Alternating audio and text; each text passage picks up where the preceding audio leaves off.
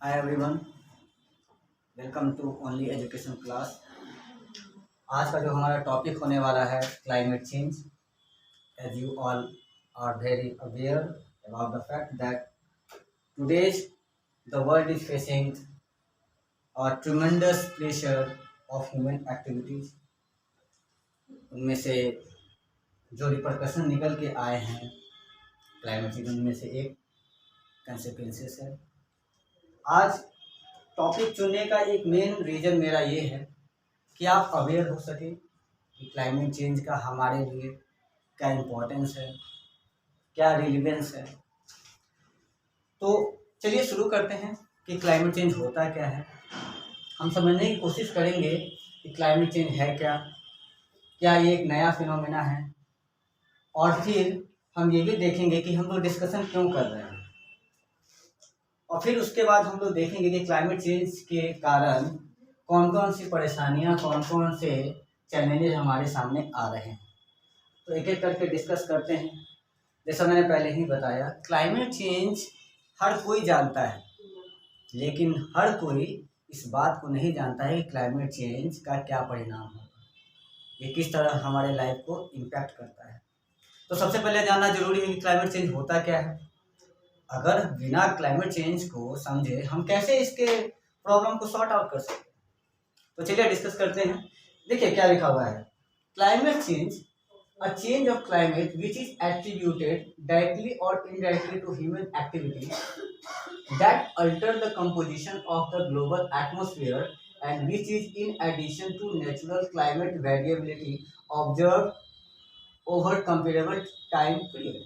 क्या कह रहा है, देखो जी, क्लाइमेट के भीतर जो चेंजेज हो रहे हैं डायरेक्टली और इनडायरेक्टली, किसके द्वारा? Human activity. क्योंकि बात हम लोग ह्यूमन को ही लेके कर रहे हैं। That alter the composition of global atmosphere, जो चेंज कर रहे हैं ग्लोबल एटमॉस्फेयर को।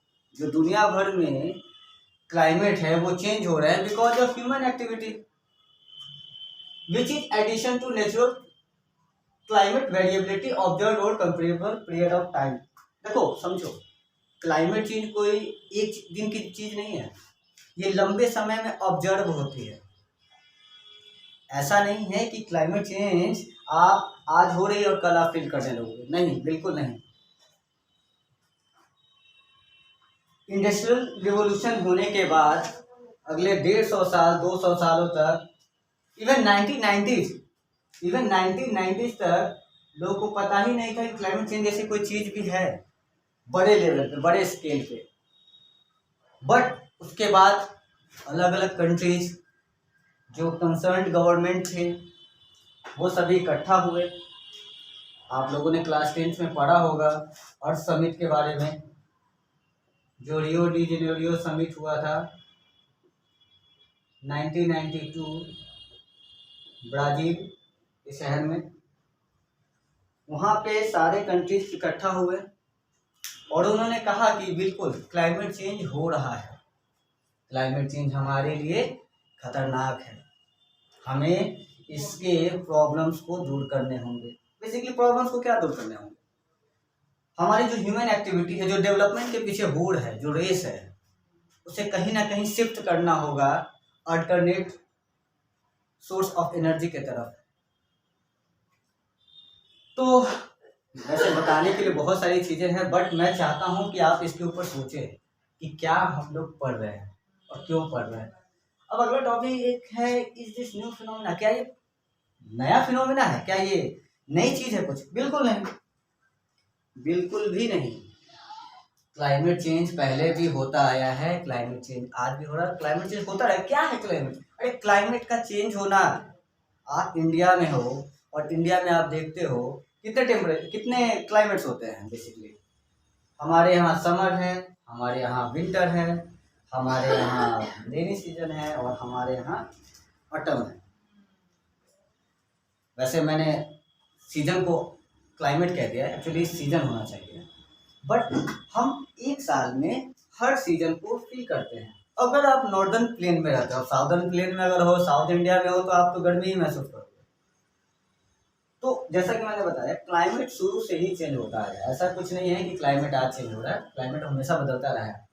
आप धरती के फॉर्मेशन के तरफ जाए, यानी जब धरती का ओरिजिन हुआ था, उसको लेकर मैं कभी एक अलग से लेक्चर बनाऊंगा कि कैसे हमारा यूनिवर्स बना, कैसे अर्थ बना।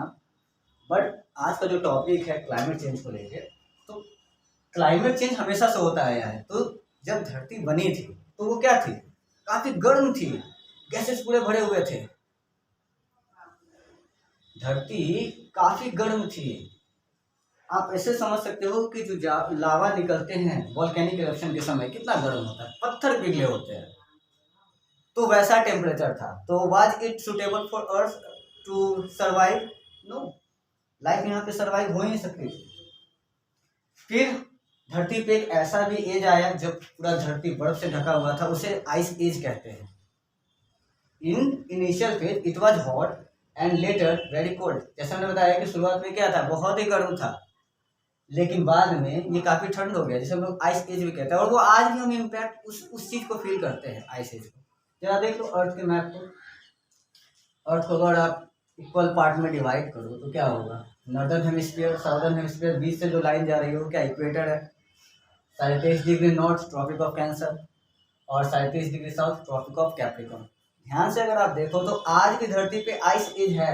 आप देख लो पोलर रीजन पे अंटार्कटिका क्या है, बर्फ है। आप नॉर्दर्न हेमिस्फीयर में जाओ, पोलर रीजन पे क्या है, आर्कटिक रीजन, बर्फ है। बट खुश होने की बात नहीं है, ये क्लाइमेट चेंज के कारण यहाँ के जो बर्फ हैं ये भी क्या हो रहा है, इम्पैक्टेड हो रहे हैं। बड़े बड़े आइस जो हैं वो मेल्ट हो रहे हैं, वो टूट के गिर रहे हैं, जिससे कि सी का लेवल जो है वो बढ़ रहा है। सबको समझेंगे हम लोग, सबको एक एक करके समझने की कोशिश करेंगे। बट अभी आप समझो, आपसे आपके मैं दिमाग में फिट करना चाहता हूँ कि climate change is really a serious issue. Discuss क्यों कर रहे हैं? कोई भी चीज़ की डिस्कशन हम कब करते हैं, जब वो हमारी लाइफ को इम्पैक्ट करता है। अगर हमारे लाइफ को इम्पैक्ट नहीं करेगा तो हम उसका डिस्कशन ही क्यों करेंगे। क्लाइमेट चेंज इम्पैक्ट कर रहा है, आप देख लो, global warming, green house effect, green house gases, इन सबको अलग से हम लोग डिस्कस करेंगे। बट देख लो धरती गर्म हो रही है because of emission of gases, because of burning of fossil fuels etcetera. Serious issue failed all over the world, serious issue है। जैसा मैंने बताया कि ये पूरी दुनिया भर में फील किया जा रहा है। जैसे मैंने बताया कि शुरुआत में जब इंडस्ट्रियलाइजेशन हो रहा था तो बड़े पैमाने पे एनर्जी को यूज किया जा रहा था।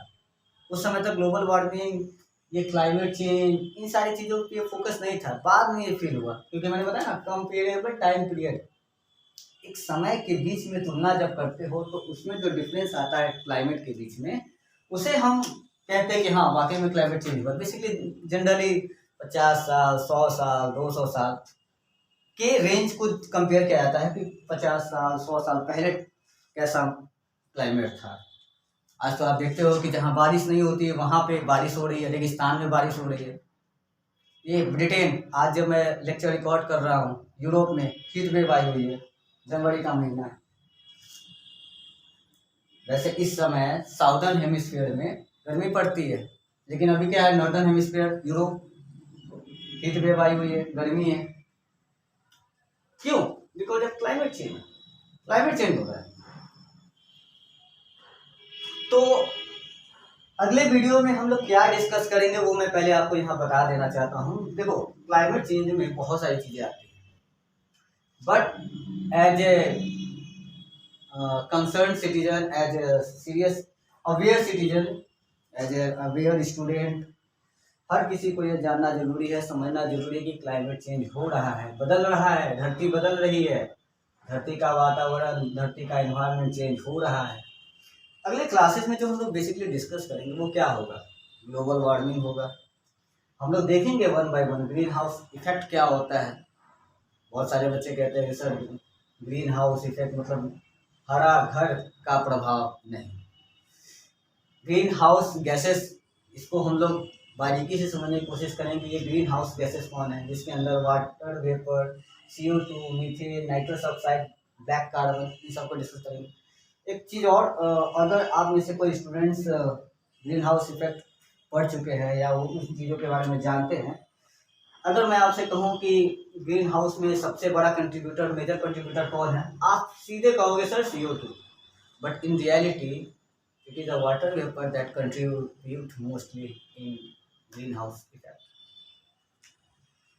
तो मेरी छोटी सी कोशिश थी आज आप लोगों के साथ क्लाइमेट चेंज को लेकर डिस्कशन करने की। अगर आपको पसंद आए लाइक कर दीजिएगा, सब्सक्राइब कर दीजिएगा और प्लीज़ अपने दोस्तों के साथ शेयर ज़रूर कीजिएगा, ताकि हम अपने जो हमारी जो समझ है उसे हर स्टूडेंट्स तक पहुंचाने का काम करें। Thank you.